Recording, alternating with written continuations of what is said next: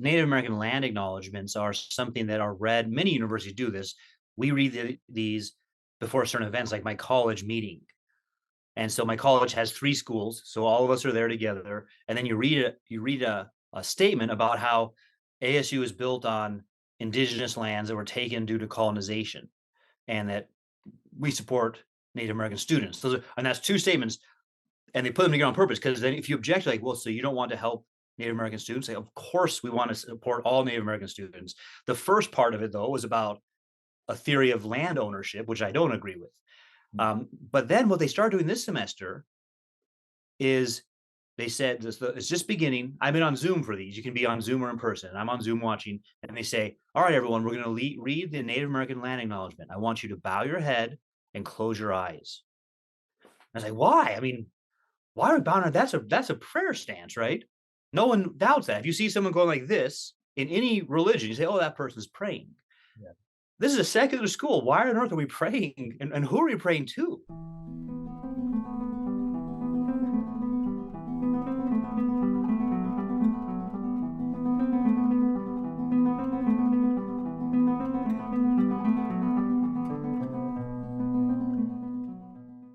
Okay, everyone, thank you for joining us. My name is Anthony Costello, and this is the Kirkwood Center podcast for Theology and Ethics. I am joined today by Dr. Jacob Daniel and by Dr. Owen Anderson. And let me remind you that the Kirkwood Center for Theology and Ethics is where we seek truth, value tradition, and fight to defend the foundations for a moral and just society. And we are going to be looking at the foundations of a moral and just society today. And more concretely, we're going to look at some of the things that our guest, Dr. Anderson, has been observing at his university, which is Arizona State University is it in Tempe, Arizona, yeah. Dr. Anderson? Right, Tempe. So Dr. Anderson, or Owen, welcome to the podcast for the Kirkwood Center. And perhaps just to start us off, you've been at ASU like for a very long time. Very long time, yep. Maybe give us a background of just your story and what you're doing today. Yeah, it wasn't necessarily the plan, but it's how it worked out. So I'm currently a professor of philosophy and religious studies at ASU. I'm at the Glendale campus. We have 4 campuses. So one you mentioned is in Tempe, and then there's 3 others. I'm at the Glendale campus. And I was told, because of some of what I've been talking about, that whenever I go on the media, I need to say the views I'm about to express are my own views and not ASU's views. I think you would have known that already, right. But they told me specifically, since you're talking about this stuff, you need to say that. But I started out as an undergraduate in philosophy. I got introduced to Christian philosophy in high school, and I said, I didn't know that was a job. I want to be a philosopher. And so obviously it was secular, but I purposely wanted to go into secular school in order to do 2 things. That's where I wanted to work in order to defend the Christian faith. Mm-hmm. But I also wanted to get the best exposure I could to alternative arguments. I'd applied to religious schools like Seattle Pacific, Westmont, Wheaton. I got accepted, and I couldn't afford them. Mm-hmm. So that is interesting. That directed me then to secular school, where I've been ever since. And I did an undergraduate degree in philosophy, and then I did another one in history, and then I got a fellowship to do a philosophy MA. I did that. And then I got grant money to do, or a TA position to do religious studies MA. And about that time, I started teaching for ASU also, and being a faculty associate.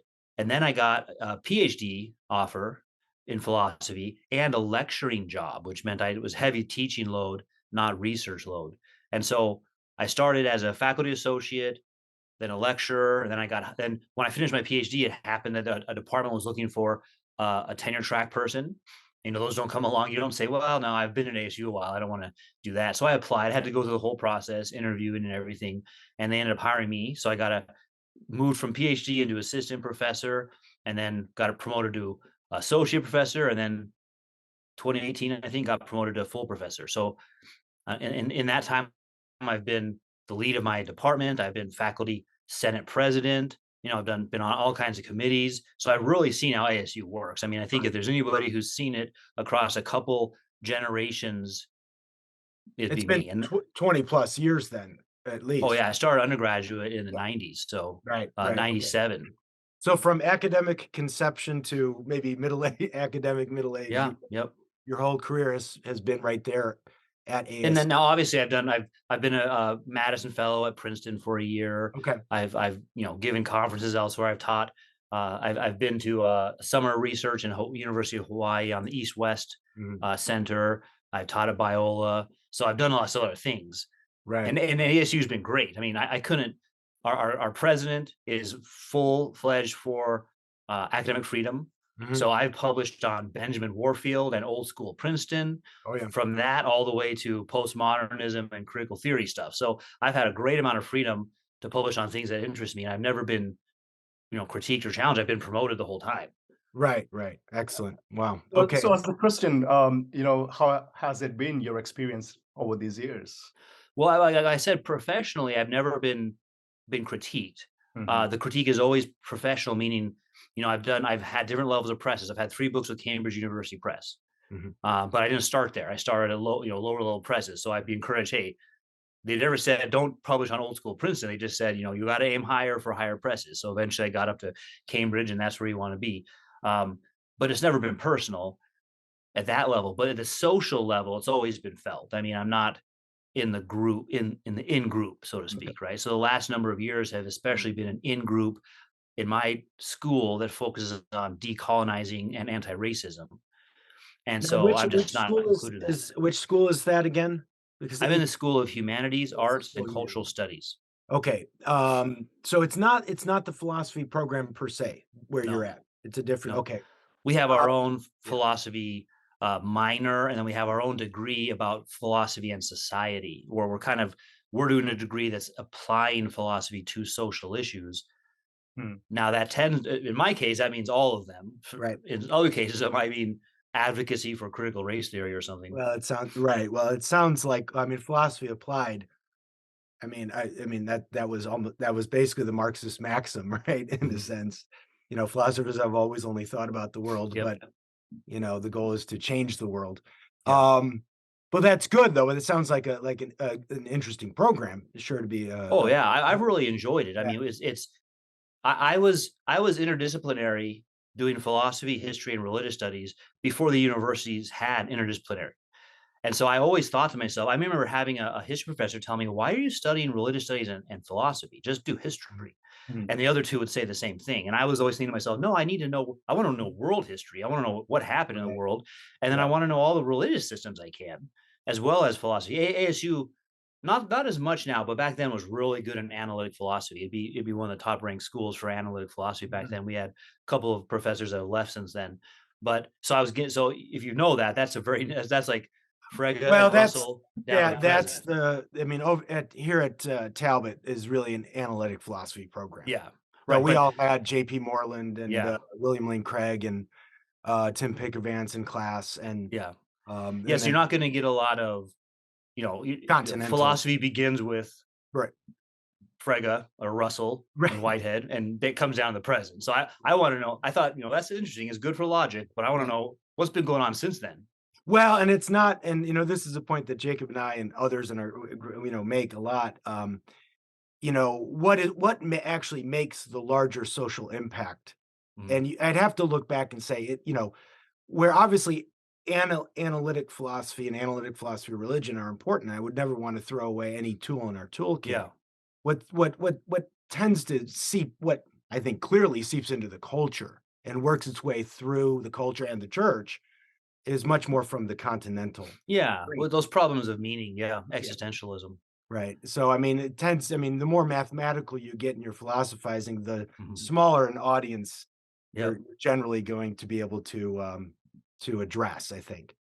I Uh, would love for you to address more something that you mentioned, the pure distinction between these disciplines and Yeah. not allowing them to come together as you're experiencing it. I mean, would you say much of the challenges that you're seeing socially or even on campus is kind of like a byproduct of that pure dissection of these disciplines? Well, I think I've kind of spanned 2 generations. So that the generation I came in on was still disciplinary instead of interdisciplinary, and it was multicultural, which it didn't make any evaluations about cultures, but it did say None's better than any other one, and you should know about all of them. Hmm. Now the generation that's currently in charge is interdisciplinary, or even they call it transdisciplinary, where there aren't even, disciplines themselves are just artificial inventions. Mhm. And they're no longer holding to multiculturalism. They're willing to say, no, there are bad cultures. Mm. Western civilization is one of them, Mm. and other cultures should be elevated at the expense of Western culture. Hmm. So that's a Well, big shift. yeah. Some people could say, I saw that coming a mile away with multiculturalism. Yeah. But you don't have to go there. Multiculturalism, it is true. Like I said, in my case, I just wanted to know what all different cultures teach. Hmm. I'm Right. genuinely interested in those human differences. So you don't have to go from that to saying Western culture is the bane of human existence. Well, Yeah. I'm going to segue from there because now that we've brought that up, and then we'll get to some of these other questions about. I want to ask more specifically about what you're seeing on campus and classrooms and so on and so forth. But on that vein of making moral adjudications about or normative adjudications about entire cultures, Yeah. right? I mean, this is something that, as I was reading some critical legal studies material a few years ago, specifically an author by the name of Kenneth B. Nunn, and this was a article that was written in 1997, so it's long coming, where this particular author, and I think it could be found in other critical legal studies, writings, is doing exactly that. It's saying that there's something like a there's a Eurocentric culture that has been dominant. In one sense, that we could say, yeah, that's probably true. But then it goes further than that to sort of outline these what are called like cognitive faculties or features that are sort of particular only to Yeah. European peoples. Yeah. And they're innate, like we are born into them. Hmm. Right. And now this is, you go a lot of, and you could say, and these like ingrained cognitive features of Europeans, they form this sort of matrix that is deeply immoral, Hmm. right, and problematic. And this is what we have to sort of awake out of, Right. right? And think about what you just said. If that was said about any other culture, you'd say, well, that's the definition of racism. That's That yeah, they're yeah, you could say about them that they've gotten some bad habits, but they're not saying that. They're saying it's innate. These are just wicked innate. people with these innate problems. He says And it's what you European nature in the Yeah. article. He calls Well, it that's not unique to him. nature. I've done research and written an article on Anibal Quijano, who was a Okay. South American Mhm. sociologist who wrote the same kind of thing in his decolonizing work. He kind of started the idea of decolonizing philosophy. And yeah, he would say he gets I liked him just because he gets closest to showing what the two sides are. And Yeah. he like Derrida identified the logos as the problem. So Right. Derrida says the same thing. Exactly. It's the Yeah. logos centric, and he Logos. gets the same thing. We're the whole world besides the Europeans are holistic, and we aren't. The whole world besides the Europeans is holistic, and the Europeans are focused on the logos. And I was thinking to myself, well, I think the pagan Europeans also held a similar view. I think what you're zeroing in on is Christianity. Yeah, And, that's and what insofar as some Europeans became Christians, and yeah, they focused on the logos. But before the Christians showed up, you couldn't say they're logocentric in England or Scandinavia. yeah. Well, right, and of course you have to eliminate also the Greeks as well. The Stoics Mhm. had a logos doctrine, obviously. Yep. You'd have to get rid of. I mean, and of course, I think what most people have discerned is the attack is it's a two-pronged attack. One is certainly on the Judeo-Christian heritage, but the other's on the classical canon, Yeah. right? Well, I Of think so. But Greek the only difference philosophy. there is I think when you do look into the Greeks, you'll still find that the logos tends to be something like this: the basis of all being, in Mhm. which we all participate also. Right. Whereas the Christians following Judaism are making a clean distinction. God Right. is God and you're not God. Yeah. Right. Exactly. And that was something that I also noticed in that article, and we'll link to that, and we're going to link to a lot of your stuff on the Substack where you're posting a lot Oh, of thank you. Yeah. things on this. And I'll the tell the story about that too in a minute. yeah, because one of the 7 features that none and probably others list is called that the charge is against, again, Eurocentric thinking, Mhm. is that Eurocentric thinking, which again is innate to all Europeans, Mhm. desacralizes nature. that Yeah. term desacralization, which I think then this will be a good segue into maybe some of the things you've been seeing on campus. And that idea is that, Europeans just see nature as sort of this dead material. Exactly. Yeah. And This is a because it's Marxist. dead material, right, it can be manipulated Yeah. and dominated over however Yep. which way one chooses. And what needs to sort of happen is a re-sacralization of nature. But this Yep. is not like a Catholic sense of seeing No. nature as sacramental. As on a revelation, like, it's important because it's a revelation of God. It Right. is the deity, and the other scholar I mentioned, Annibal Quijano, says the same thing. Yeah. The problem is the Europeans view this, and poor Descartes gets blamed. I mean, For everything. if anyone Yeah. says there's a problem with modernity, and you say, "Oh, who started the problem?" Yeah, Descartes. right. Poor guy, because most of the things they say he didn't actually say, or when they do say something, other people said it before him. Yes. So, I think you but pointed yeah, out that in the other in your interview with Dr. Zhang, Mhm. and that is so true. I mean, everybody says, "Well, Descartes." Da, Yeah, da, but so da, he da, gets da.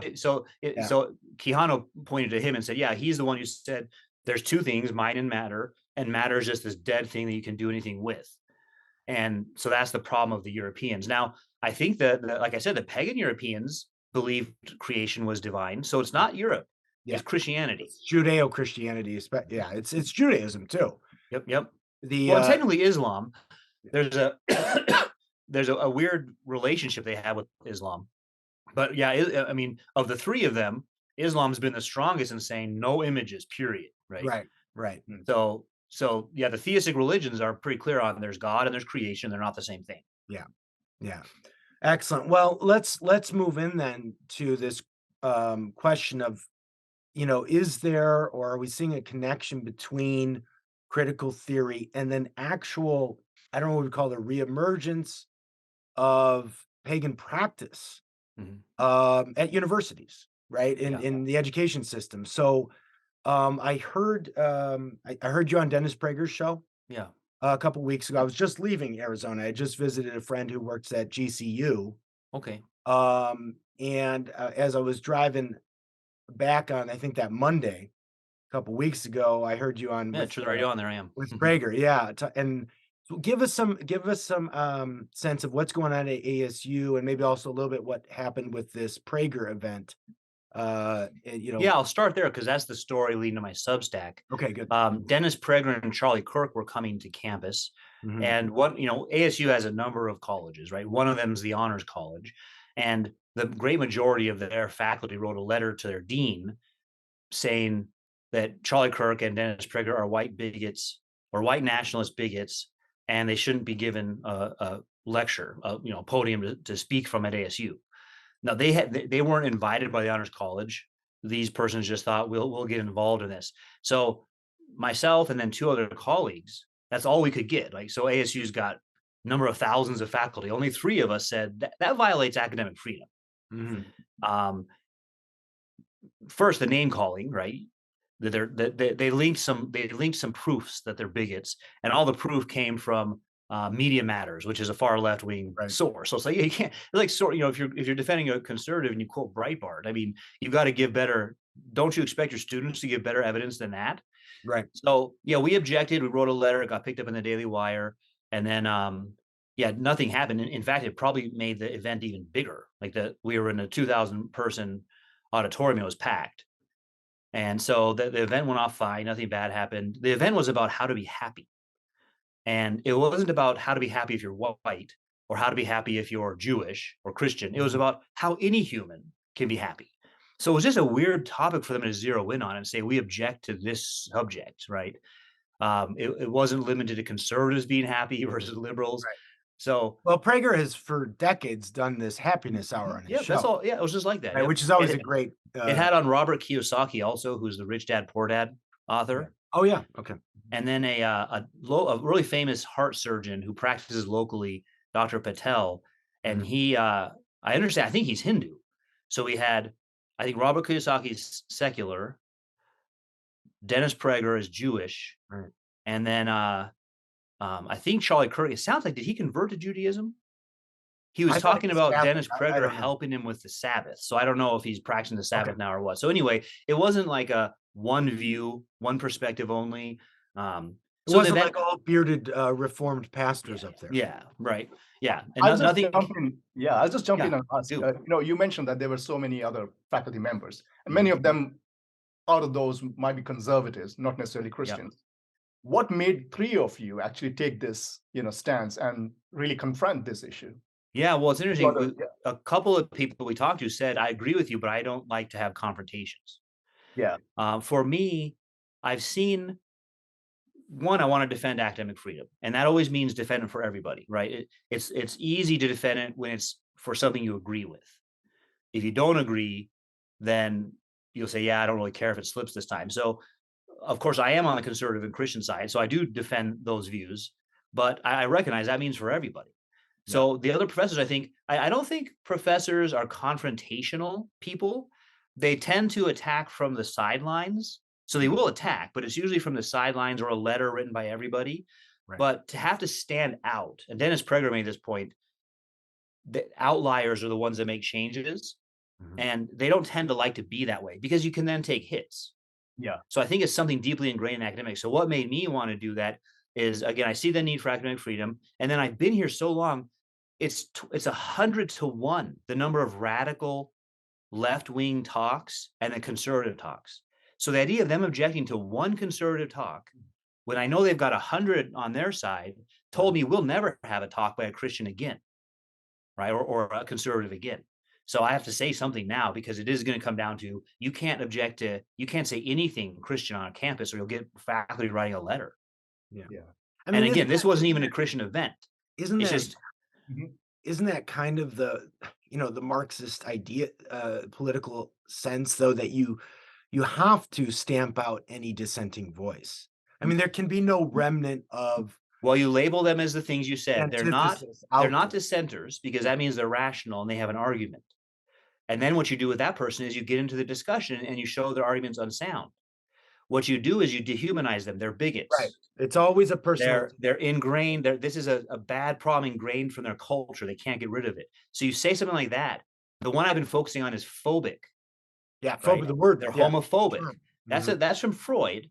He Yeah. talks about phobias of those kinds of things. And again, it takes it out of a rational discussion. Yeah. I'm not afraid of anything. I just think that it's immoral. It Right. takes it out of that conversation and makes it a psychological problem. You've got a neurosis, and it dates back to your own sexual upbringing, and Right. you've been suppressing things since then. And so it's a whole different discussion then, rather than a rational discussion. And Yes. again, they'll say, "Well, that's so European. This is want a rational discussion." Exactly. I think that's insulting to the peoples of the world, right? You're telling me the other peoples of the world aren't rational? That's just wrong. Well, I always felt too like this claim is so anthropologically demonstrably false, right? Because basically what you're claiming is that, um, and again, I'm going back to this article where he labels things like dichotomous thinking, Mhm. objectification, abstraction as European. I mean, Yeah. he'll qualify a little bit. He'll step back and he'll say, "Well, these might be displayed in some other cultures, like Yeah. they're displayed in all cultures." Yeah. Right? But yeah, but you shift to what I think is a purely political kind of engagement. It's a psychological and political engagement. It's this old Saul Alinsky tactics, right? Mhm. As well. And I mean, I remember in that book, why is I'm blanking on the name? The one that Oh, he rules for radicals? Rules for Radicals. Yeah. I think it's rule number 4, where he talks about how to use Christianity against Christians. Right? And this is one phenomenon I think we're seeing Oh, yeah. throughout the church, It is for sure. because you just hold Christians' feet to the fire on every moral standard that they I thought you're consider supposed to that be they don't loving. agree. Right, exactly. Why are you And we judging all know people? that none of us are perfectly loving, so you just can constantly come back, "Well, that you're clearly not loving enough."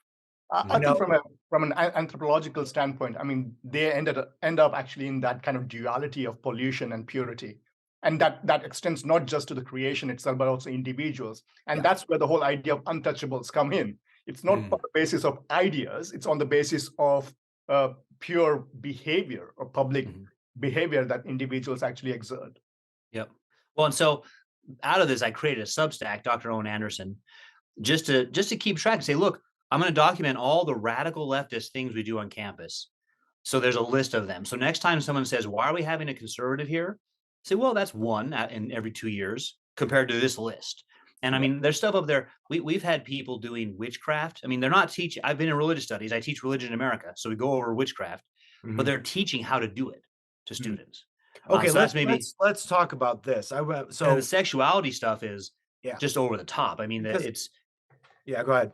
well, yeah. I mean, you guys can look there, but yeah, the sexuality they teach again, it's not about, but it's advocating in the sense of saying, now you should pick what you are. You've been raised with male and female, which we all know is wrong. Now we've gone through this. What are you? And so that's like a missionary class, and for this Right. viewpoint. This is not a dispassionate analysis. This Mhm. is active endorsement. Yep, Um, exactly. Yeah. so okay, and so these are the types of things that we're seeing at places like ASU. I know it's happening in other campuses as well. ASU is not unique in this. We hear stories from about the Ivy League schools and what goes on Yep. there, or sex weeks or whatever it may be. But let's focus in then on, you mentioned the active endorsement of something like um, pagan Mhm. invocations to pre-Christian gods, Mhm. and some of those connected to these what do you call these homages to sort of Native American land and so on and so on. So tell us a little bit about what you're. Yeah, so both I'll do both things. The Native American land acknowledgments are something that are read. Many universities do this. We read these before certain events, like my college meeting. And so my college has 3 schools, so all of us are there together. And then you read a statement about how ASU is built on indigenous lands that were taken due to colonization, and that we support Native American students. And that's 2 statements, and they put them together on purpose, because then if you object, like, well, so you don't want to help Native American students? Like, of course, we want to support all Native American students. The first part of it, though, was about a theory of land ownership, which I don't agree with. But then what they started doing this semester is they said it's just beginning. I've been on Zoom for these. You can be on Zoom or in person. I'm on Zoom watching, and they say, "All right, everyone, we're going to read the Native American land acknowledgement. I want you to bow your head and close your eyes." I was like, "Why? I mean, why are we bowing? That's a prayer stance, right?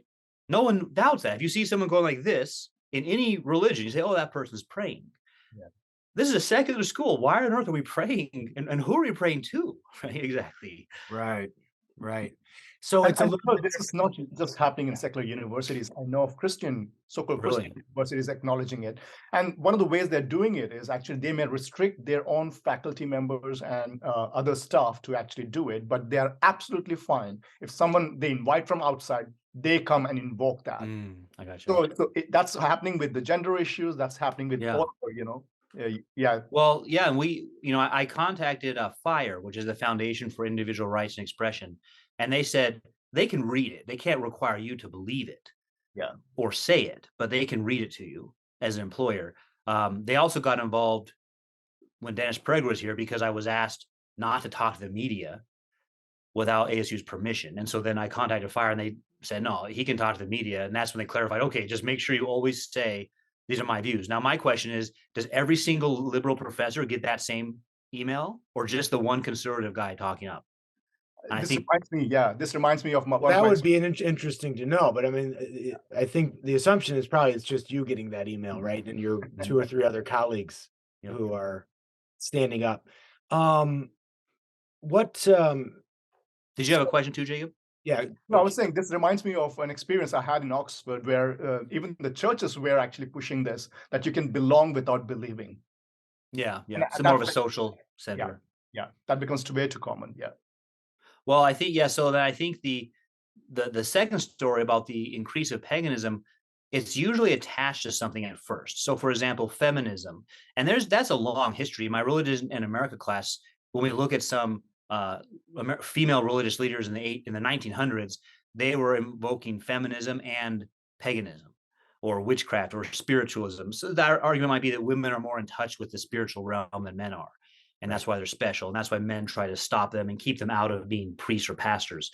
So that's not new. It's just that maybe people didn't know that was going on. When they praised certain feminists, they may not know they were deeply anti-Christian.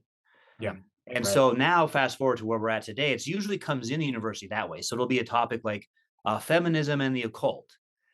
But then, since we know feminism is true, this is the argument. We know feminism is true, and we know it's connected to the occult. We therefore also know the occult is true. And so then it goes from about class, because I teach about these things, but it Right. goes from that to we know these things are true. And if you object, you're objecting to feminism. So you're telling me men and women aren't equal, they'll say. So, no, I agree about that. So that's the strategy they use, right? Mhm. Yeah, no, I mean, this is something too that Rufo was pointing out. There's, as I mentioned earlier, that was going on in the LA County school districts at the grade school level, Hmm. where they were honoring the Mexican American children in the class, and then, but also invoking literally invoking the names of the Aztec gods, Yeah, right? And then even beyond that, doing a kind of chant about it, to huh? the Aztec gods. But what was incredibly, I don't say bizarre, was the chant to the Aztec gods was not to like give victory to the Aztec nations over over their Yeah, enemies. It was for social justice to occur. yeah.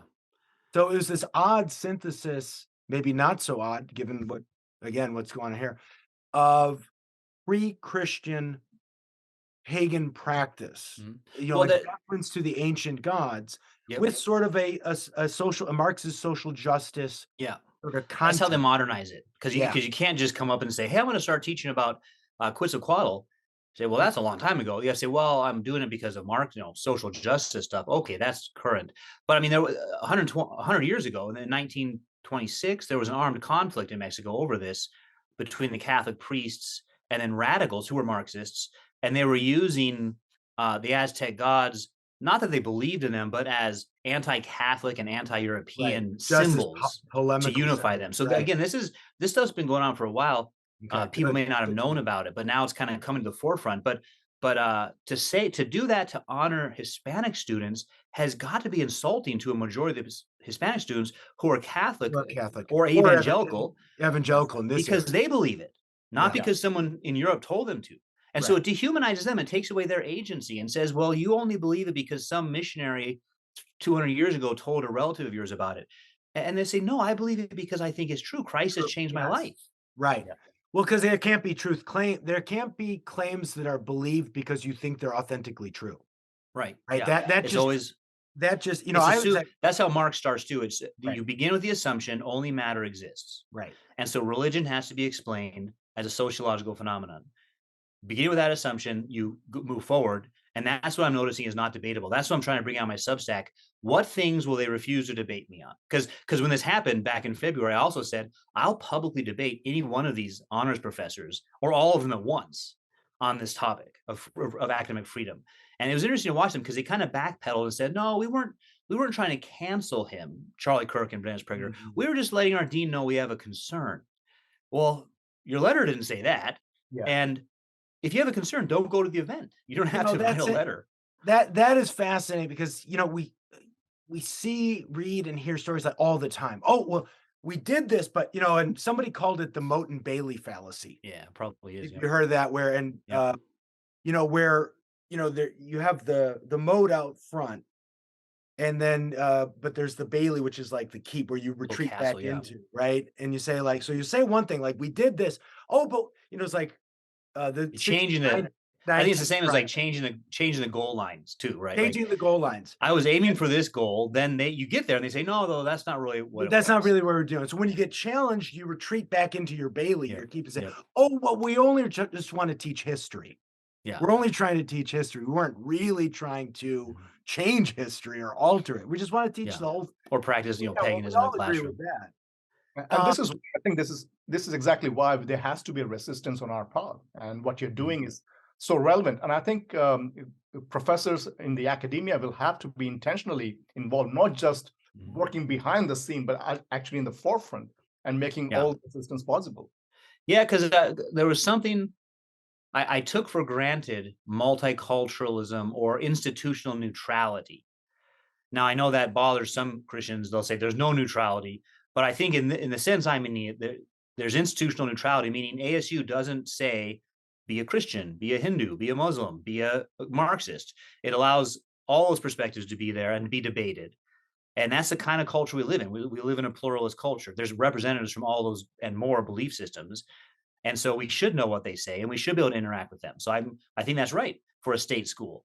Yeah. But it's shifted from that now Mhm. since I've been there to, and it was always a little bit, of course, on the atheist side, but there would still be respectfulness about religion. So it's shifted now to no, we know for sure this critical race stuff is true and feminism and the occult, and we know for sure Christianity is not true, and it's been the curse of the modern world. So when you read into the things, these articles about decolonizing, you realize, oh, that's not just about local government. Because I'm a local government guy, Yeah. and I think yeah, we should have local government. If a government that was being ruled from some other centralized source wants to be local, who can I, as an American, how can I blame them? Right? That was what we were concerned about.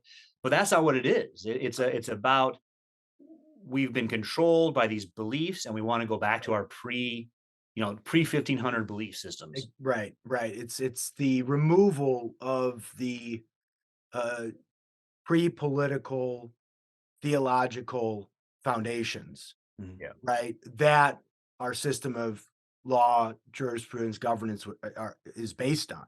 Yeah. So when you were mentioning a legal scholar, so critical legal theory is Yeah. something I've studied also, and they usually they use statistics a couple ways. Their statistics will either be one that's just irrelevant. It'll be like a poll of different racial groups and how they view each other. Mhm. And of course, that only tells us about what they think. It doesn't tell us about reality.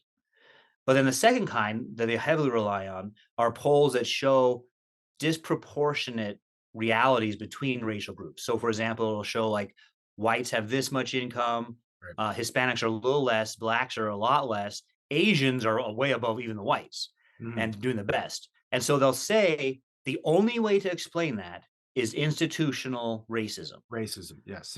And so you can say, well, there's other reasons to explain that. Yeah. It's not just that it's systematic.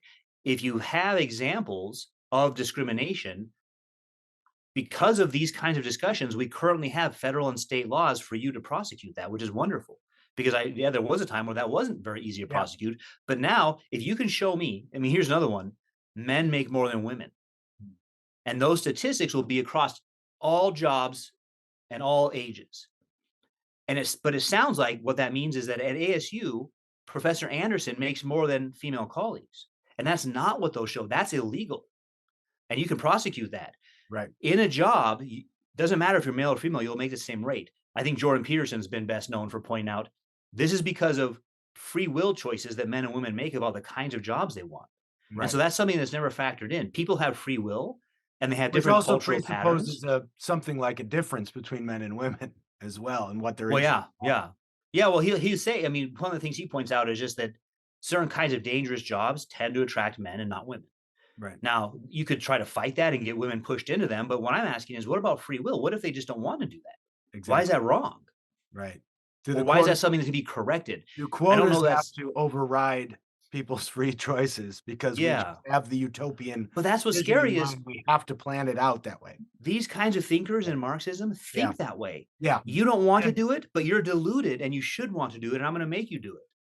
well, this is what, and I'm reading like this massive seminal biography on the Frankfurt School Mhm.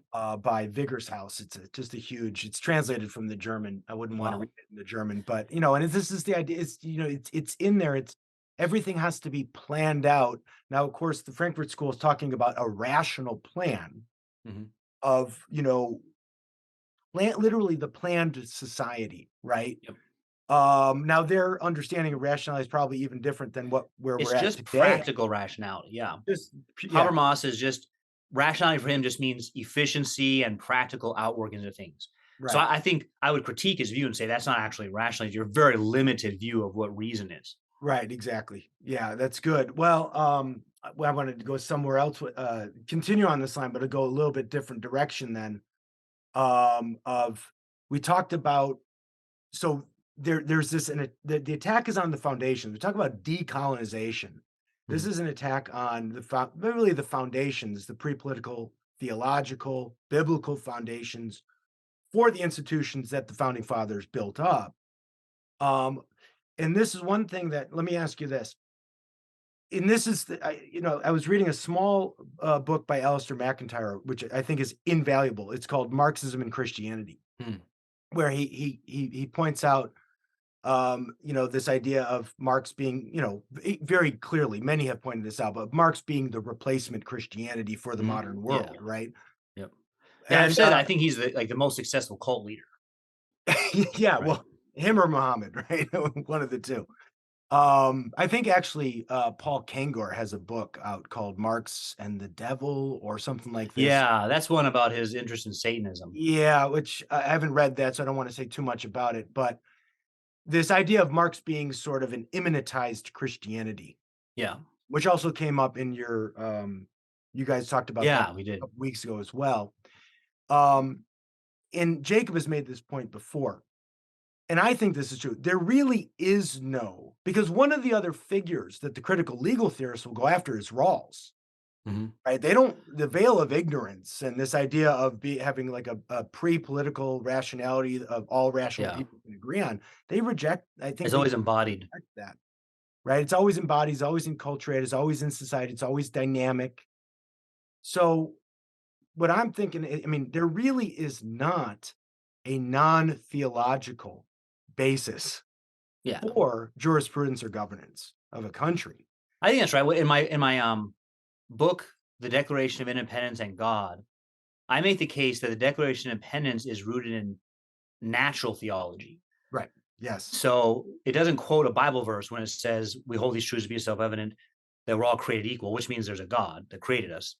Um, there's a rich history of natural theology. So the objection to Christianity, let's say that's level 2, but it's being done at level 2 because they're not paying enough attention to level 1, which is that there's a clear general revelation for everybody, which the Right. product of that's called natural theology. And that reveals God to us. And it's our sin against God that makes us need Christianity, the Bible, Right. and Christ. So they're objecting up there, but then what they put in the place of uh, Christianity, some kind of paganism, it's not Christianity that objections to paganism. I mean, thinkers through the ages have pointed out how silly paganism is. Yeah. So they still have to deal with those objections, even Like apart from, Socrates. yeah, even apart from revealed religion. Right. And, Yeah. and No, the point that it directs to the God of the Bible is also because of the fact that it says we hold these truths to be self-evident that we all are created equal. Yeah. That aspect of equal would only lead you to a God of the Bible. I don't see, when I teach world religions, I don't see that happens in pantheistic worldview or even in I think Islam. so. It's what Paul says this in Athens to the philosophers, and he's quoting Genesis 1 or thinking of Genesis 1 when he says, we all came from original parents. And because of that, we're all the same. And so, yeah, you'd have to have God making 2 original parents, and then everyone else after that's related.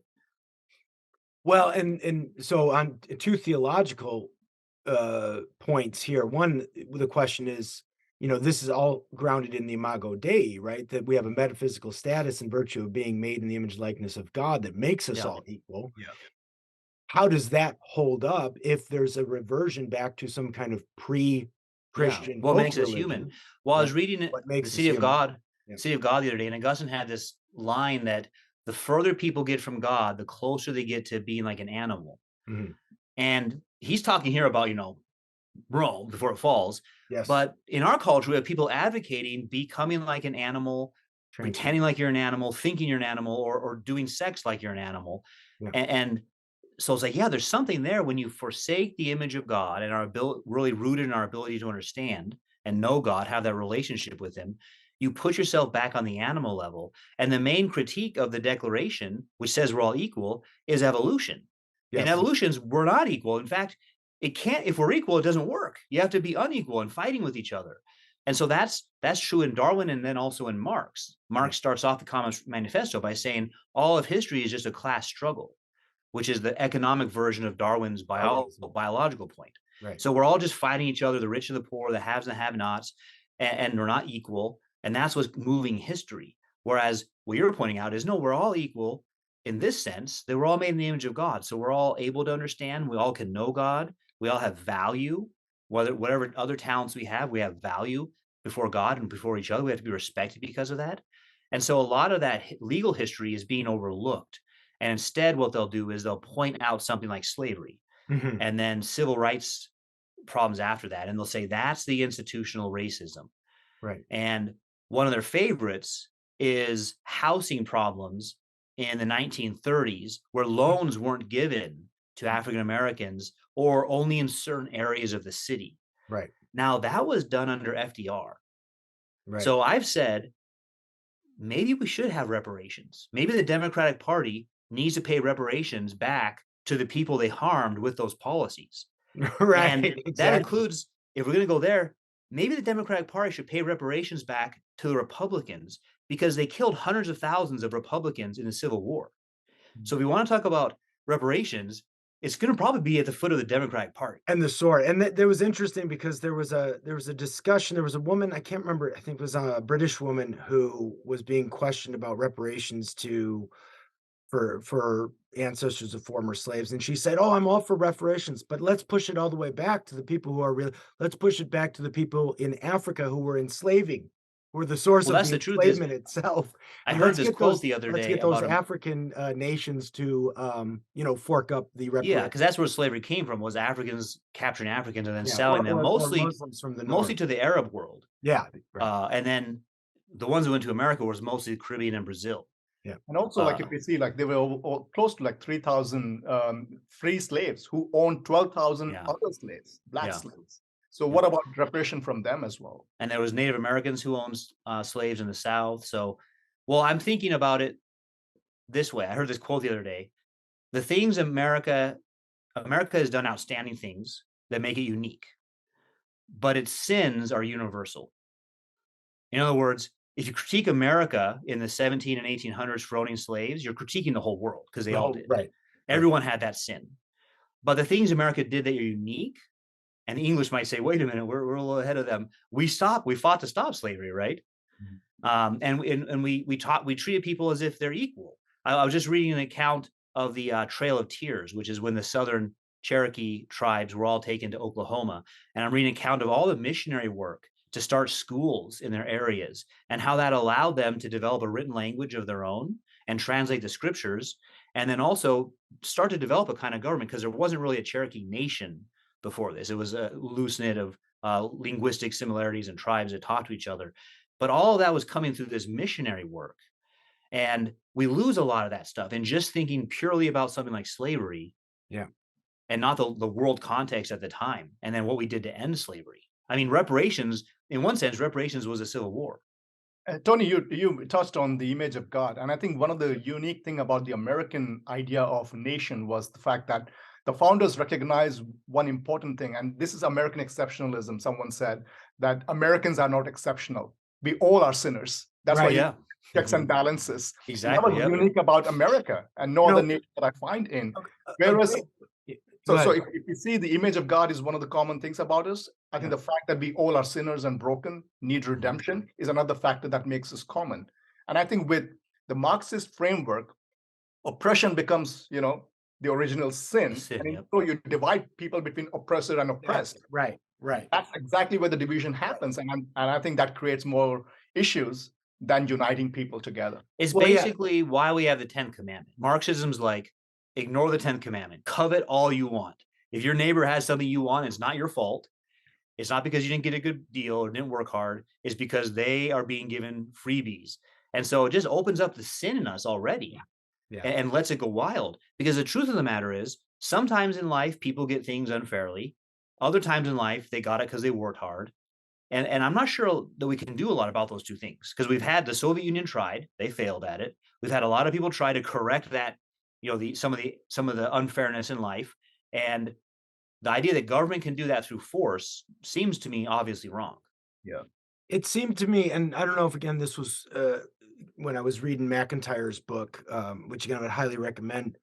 But what Marxism does is it eliminates the moral, it shifts the moral component from being in the will of the individual to being just in the abstract relationship between individuals. Right. And maybe Rousseau does that. Maybe that's what I was about to say. I just finished a paper. Well. I just finished a paper I'm going to present at the EPS next November, going over Rousseau, Marx and Freud. Yeah, and And maybe you've read Carl Truman's book or are Mhm. aware of it, his Rise and Triumph of the Modern Self, which he goes through a wonderful genealogy of ideas there. Mhm. But it's so wherever there's just a discrepancy in a relationship, that's where the moral element lies. That's what has to be corrected. Whereas Christians, we would obviously say that's obviously false. The issue is not in the relatio between two persons; it's in the will of the persons who are in that relationship.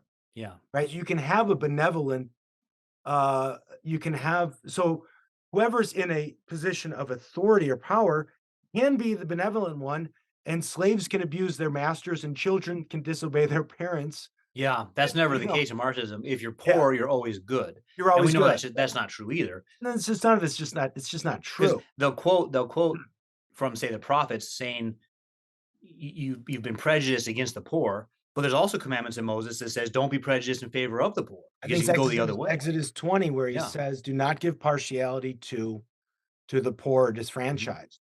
So Yeah. So the idea that, is in the person; it's not in the relationship between persons. but it's also about our condition in this world, and it's trying to solve what I would call natural evil, which is introduced after sin in Genesis 3. Things like toil, Right. and that's going to lead. We have old age, sickness, death, and those get exasperated by plagues and wars and famines. All of those are sort of built into the world. That's what it means natural evil. A hurricane that kills people is not a moral agent that we take to court. COVID is not a moral agent we take to court. If someone released it, it is. But the virus itself is just part of the sickness that's in the world. And so it's an attempt to solve those without dealing with sin. But we know that those will never be solved until sin is removed. That's the order of the things. So the idea that you could have a culture that has no toil, this is not going to work. You're just shifting the toil around. Like this group won't toil, this group will toil instead. But you're never going to actually get rid of natural evil. Well, right, and now there's a question too there on natural evil, where we see that as a byproduct of human agency, of the problem. Yeah, of that's moral human evil, right? Yep. right, moral evil. Yep.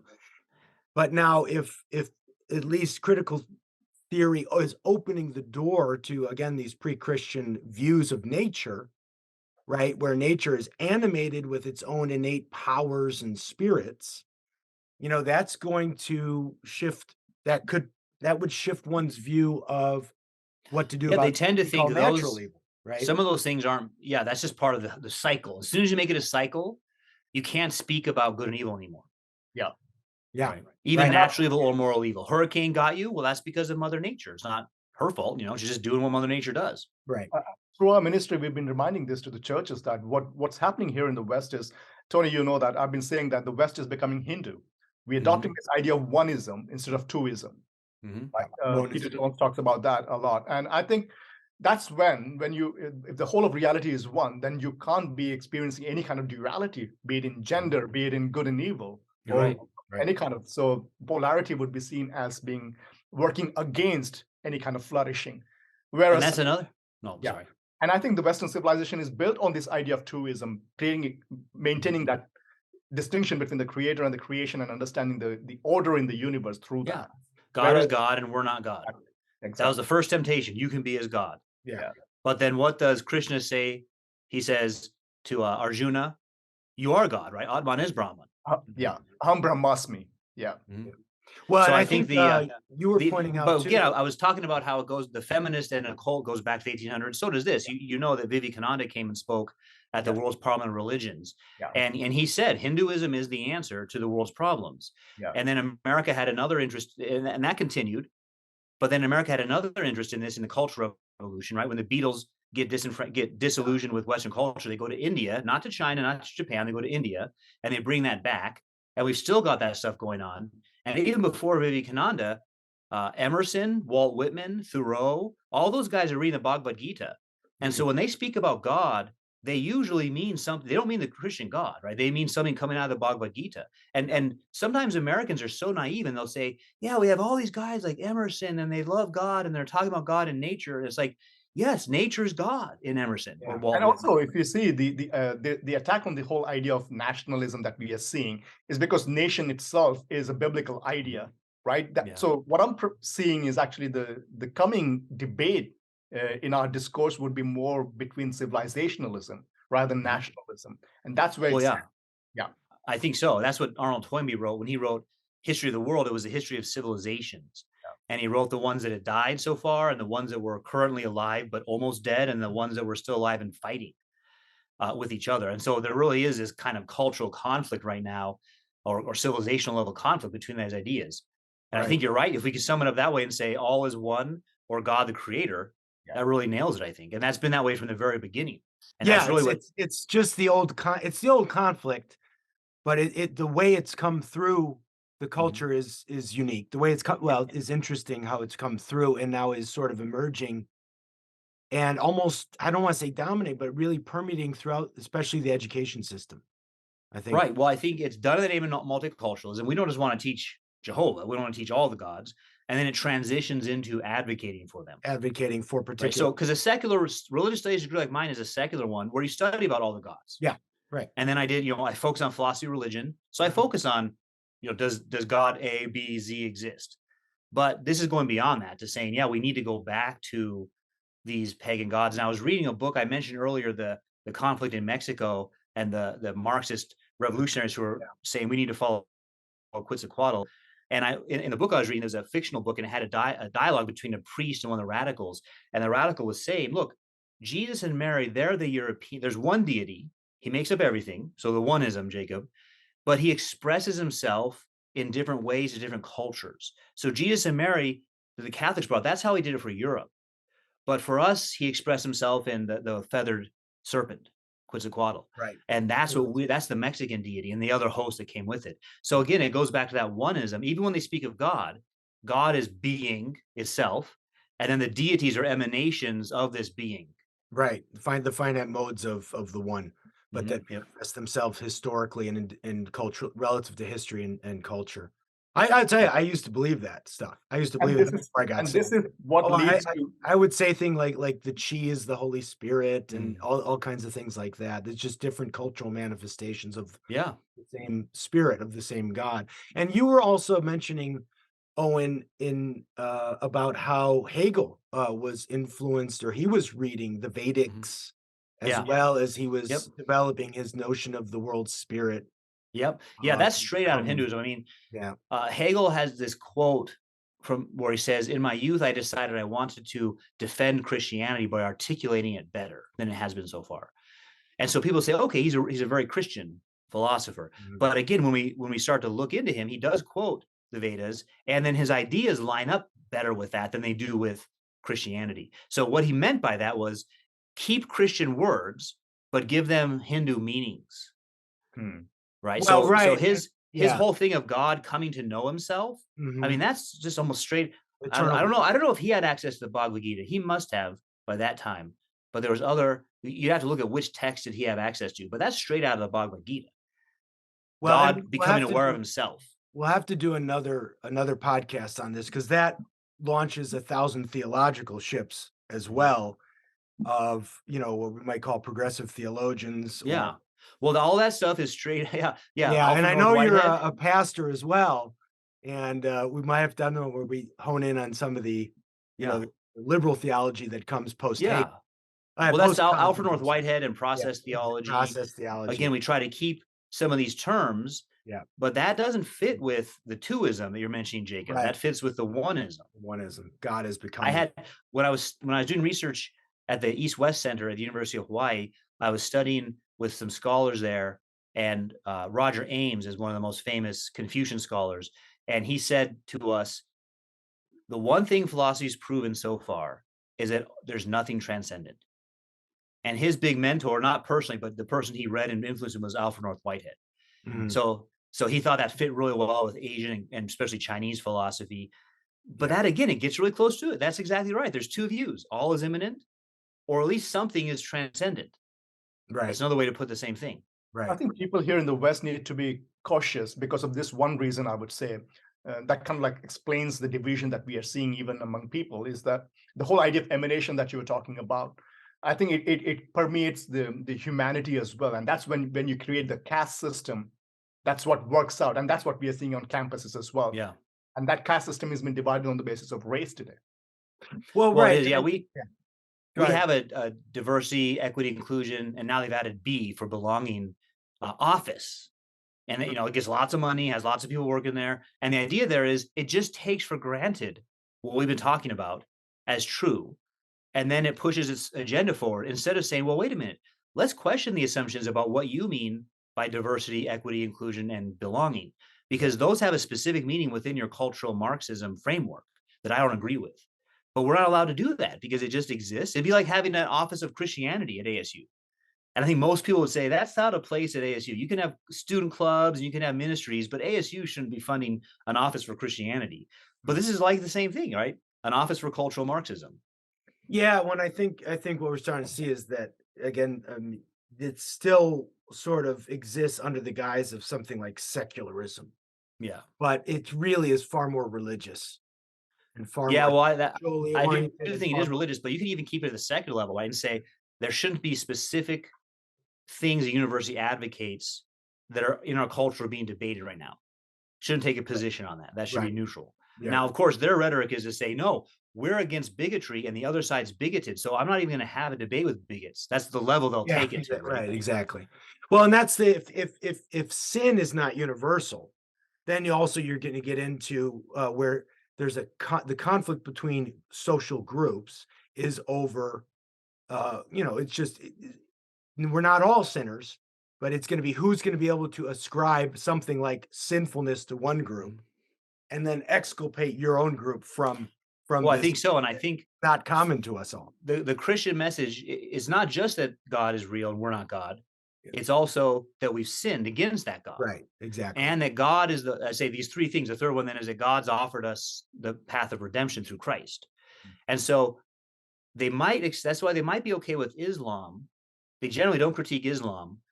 And that can sound out as strange. Like, why don't they critique Islam? But again, it doesn't make those second two, or especially that third claim. Islam might say you've sinned, but you can rectify it yourself by keeping the 5 pillars. Right. That third one requires that any blaming of anyone else is over. And the CRT and DEI stuff is all about blaming other people. Yeah. You have to fundamentally take responsibility. I sinned against my creator and I can't do anything about it. Yeah. So it's unless you literally come to what that happens point after Genesis 3, after Adam falls, the blame game starts. Yep. So right? it's not my fault, it's the institution. Exactly. Right. It's not my poor choices, it's the institution. And ultimately, even then, it's always the human level. Because I'm not just talking about pure poor choices between humans or taking drugs or something like that. I'm talking about between you and God. Right. Right. You rejected him. You've rejected his law and how to live. You set up yourself as your own God, and you have to take responsibility for that. And of course, we know no one who, if you did that, you'd be a Christian, right? I want to get this in, but then I want to try and pull some of these threads together for our audience. But I have to. There was an article that Angela Harris, who's another very well-known critical legal scholar, wrote years ago called, I think it's called Anti-Essentialism and Feminist Legal Theory. And she describes what it's like to go to a feminist conference, where it's all women, black women, white women, whatever, women of color, and how these meetings, they devolve into these competitions of who has suffered most. Yeah. Yep. Right. And they then call it the suffering Olympics. And she's trying to figure out a way to not have everything devolve into a sort of solipsism almost, where people are comparing their social features with each other and then figuring out who's most suffered the oppressed. most. Well, right? and it will be aimed at, even though they'll say that God's not real, it will be aimed at God. And they'll say, God is the one who's made me suffer. I hate him for that reason. And so it really does come out. God hatred is just barely below the surface. They might just talk neutrally. Yes.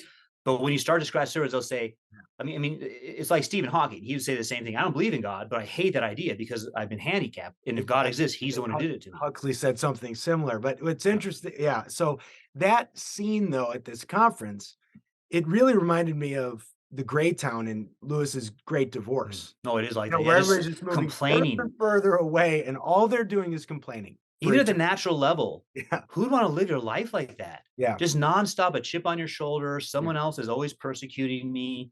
I'm always negative. I mean, it's just not good headspace to be in.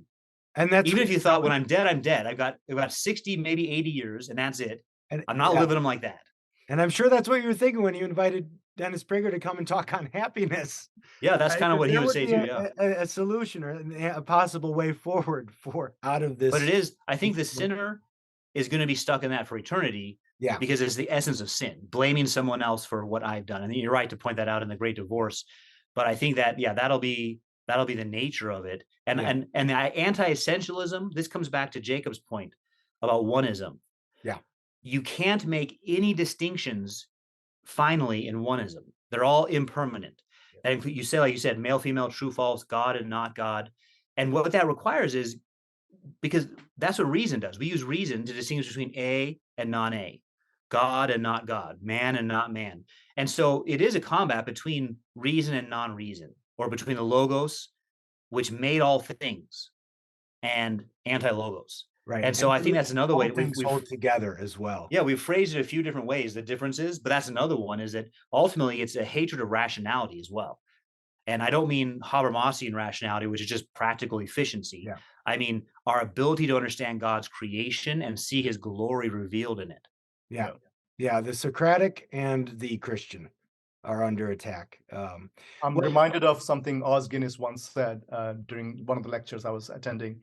He said, contrast is the mother of clarity. And the reason we don't have clarity in culture is because we don't have anything to contrast between. Yeah, good point. well, Owen, this has been I mean, we could go on for It's quite really some good. time on many tangents. I want to try and draw some of the things together. So you've talked a little bit about what you've seen on campus at ASU. I think the domain of education and the culture is still primarily where this battle is being carried out.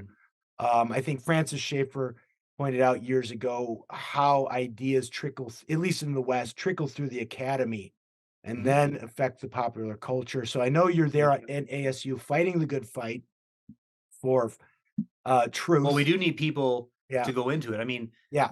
Thank you. there's Tell that us cultural what side. you see that Christians can do, or Yeah. just reasonable people, to sort of get involved in this fight, because it is a civilizational battle. Yeah, I would say if you feel called to this area of life, then do it and be a good scholar. Yeah. Right. Just actually be what a good scholar is. You're studying the world, you're studying God's creation and what it reveals about him in whatever discipline you're in. But then when you have that role, you also have a responsibility to speak up and defend values associated with what I just mentioned. So there is a real world. We can study it. We can use reason to do so. We recognize free speech so we can have debates. And that's the essence of free speech. That's something else that happens, is free speech turns into free screaming. I have the freedom to scream expletives at you. And that's not free speech. Free speech is the freedom to debate our positions. Here's my thesis and here's my arguments. Now you tell me yours. So we want to defend those values. So I would encourage Christians to get involved in that and defend that and learn arguments to support your case as a Christian. That's right. Well, and I hope we can encourage people to do so, because we really need it, and we really need to at least reclaim some ground in the academy. We really do. Dr. Owen Anderson at Arizona State University, thank you so much for being on this episode of the Kirkwood Center podcast for Theology and Ethics. We hope that we'll be able to do it again soon. Yeah, me too. All right. God bless.